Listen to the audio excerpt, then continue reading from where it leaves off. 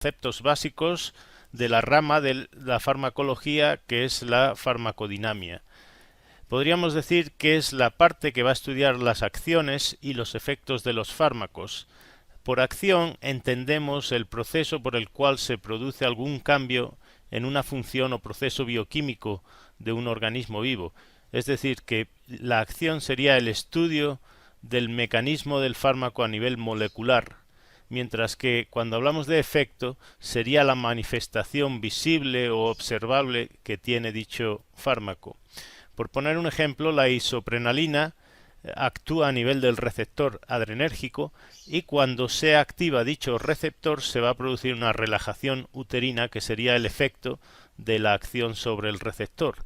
Por su parte, la teofilina es un fármaco que se usa para tratar problemas de asma, inhibe la fosfodiesterasa dentro de la fibra muscular lisa de los bronquiolos, y cuando se inhibe dicha enzima se va a traducir en una relajación bronquial, que sería el efecto que se puede observar clínicamente. El que exista un fármaco que solo puede producir el efecto deseado es utópico. Siempre va a haber otros efectos secundarios o colaterales, por tanto habría que poner en una balanza tanto el riesgo que tiene el uso del fármaco como los beneficios potenciales que derivan de ello. No todos los efectos secundarios van a ser adversos.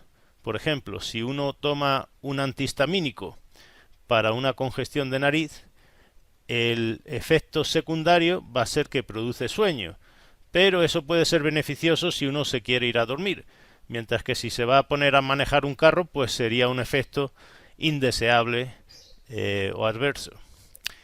Por RAM o reacciones adversas a los medicamentos, la Organización Mundial de la Salud lo define como reacciones nocivas y no deseadas a las dosis indicadas del medicamento. Cuando lo que aplicamos son dosis supraterapéuticas es cuando suelen sobrevenir los efectos tóxicos que pueden tener los fármacos. Y puede haber efectos adversos que son independientes de la dosis, como ocurre con las respuestas alérgicas, en las que obviamente está implicado el sistema inmune, y eso puede ocurrir a dosis subterapéuticas, y también vamos a hablar brevemente de las idiosincrasias. ¿Cómo se distribuye la respuesta de una población a cualquier fármaco? No todos vamos a responder por igual cuando tomamos un fármaco, y si graficamos la frecuencia con que aparece la respuesta en función de la dosis, vamos a ver que lo más frecuente es que veamos una curva de distribución normal o de Gauss. En esta curva la mayoría de la población, o el 69%, van a responder con una desviación estándar por encima y por debajo de la media.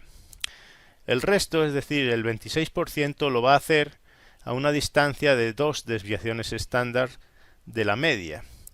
Y va a haber una pequeña proporción de la población que son el 2,5% y que están en ambos extremos de la curva. Estos individuos son los que vamos a denominar como hiporreactivos, y en el caso de que esta distribución lo que midiese, por ejemplo, fuera mortalidad a una sustancia muy tóxica, podríamos decir que esos individuos hiporreactivos pues van a ser los más resistentes a esa sustancia. En el extremo opuesto tendríamos los hiperreactivos. Y igualmente, si esto fuese una sustancia muy tóxica y lo que estamos midiendo es cuántos mueren, pues serían los individuos más susceptibles. Como ven, hay algunos individuos que en la respuesta están fuera de la curva, es decir, que van a tener una respuesta insólita, anómala, con una manifestación clínica distinta a la que se esperaría por la producida por dicho fármaco, que es algo en realidad inesperado, no se sabe a quién le va a tocar. Esto es lo que llamaríamos como una respuesta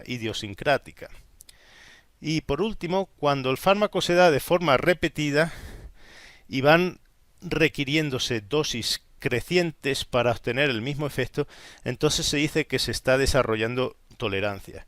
Es decir, el individuo se acostumbra al fármaco y esto pues puede ser muy peligroso porque puede ir asociado a la dependencia.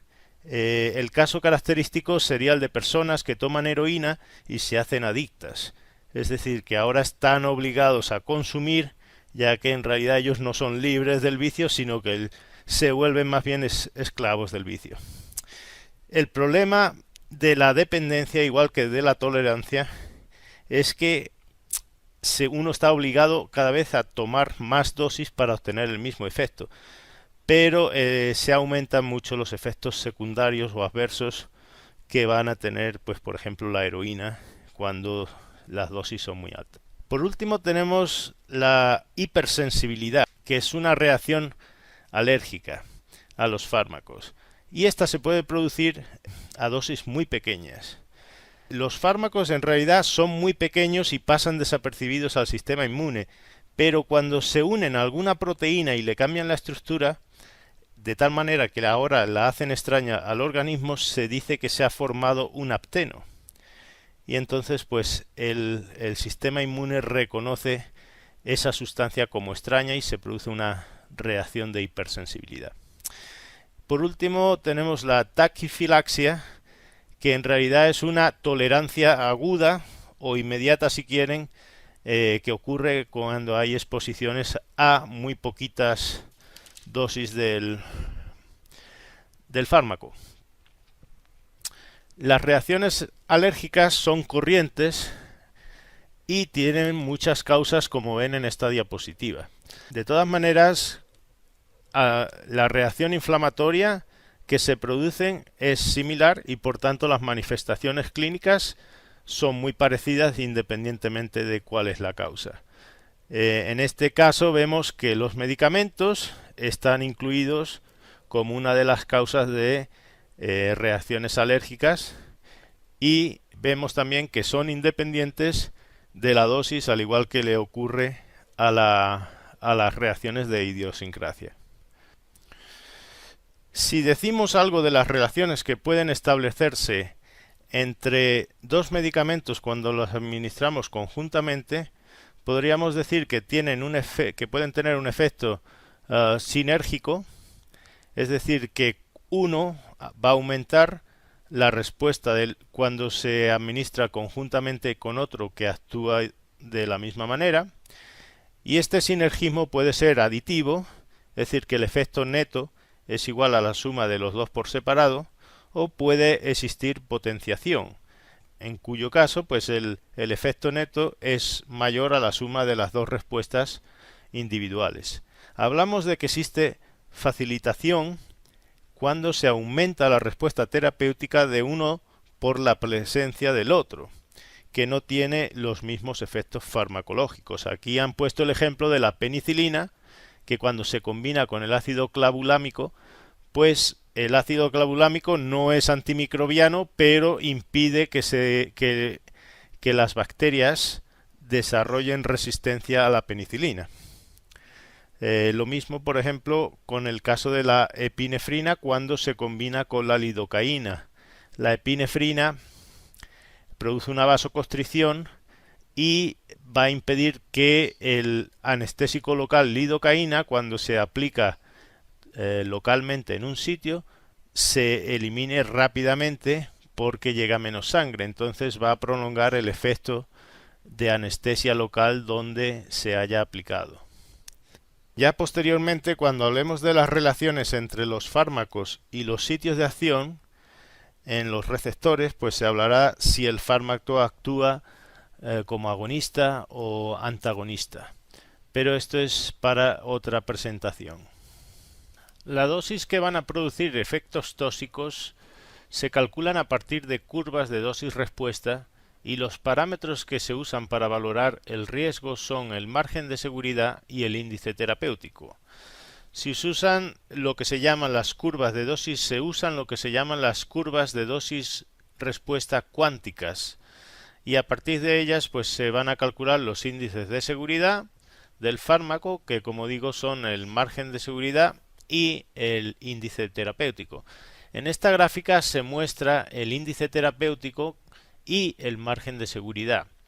Básicamente lo que se ha hecho aquí es la misma curva de distribución de frecuencias que antes era una curva normal de Gauss, pues ahora en vez se ha presentado de forma acumulativa, es decir, se ha graficado el porcentaje de sujetos que responden a una dosis, y cualquier individuo que está en la curva superior ha respondido a esa dosis y a las inferiores.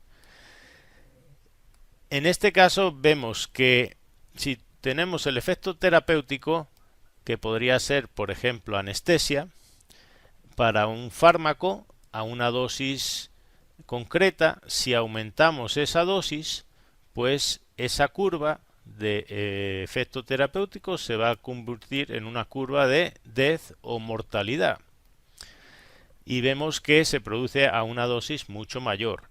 Entonces el margen de seguridad básicamente va a venir dado por donde acaba la curva terapéutica y donde empieza la curva de toxicidad. Es decir, es el efecto el efecto que produce la dosis que produce el efecto en el 99% de los individuos, sería donde acaba la curva terapéutica, y la dosis letal que mata a un individuo de los 100 sería donde comienza la curva de letalidad. Entonces la distancia que hay entre ambos, si dividimos la dosis letal 1 entre la dosis eficaz 99, vamos a tener un margen de seguridad del 4,5. Por su parte, el índice terapéutico sería la distancia que hay entre la dosis letal que mata al 50% de los individuos dividido por la dosis efectiva que anestesia al 50% de los individuos. Y en este caso, pues es desde 20 dividido entre 2 es igual a 10. Puede ocurrir que ambas curvas, la terapéutica, se sobrelape con la curva de mortandad. Entonces ahí obviamente el margen de seguridad es menor que 1, y ese fármaco pues tendría un alto riesgo de ser usado, porque incluso a las dosis que se usan en la clínica pues pueden matar a algunos pacientes. Hasta ahora se ha hablado de curvas de dosis-respuestas cuánticas. Básicamente, cuando hablamos de cuánticas, tiene una magnitud concreta, es todo o nada. El individuo se muere o vive, se cura o no se cura, se le quita el dolor o no se le quita el dolor, se queda preñado o no se queda preñado. Esos son los que se llaman respuestas de tipo cuánticas. Hay curvas de dosis-respuestas donde la respuesta es graduada, es decir, con lo que estamos midiendo no se ha definido una magnitud concreta del efecto. Podríamos decir que puede ser cambios en la presión sanguínea, o cambios en la concentración de glucosa en sangre, o como tienen ahí, dilatación de los vasos, alteración de la frecuencia cardíaca.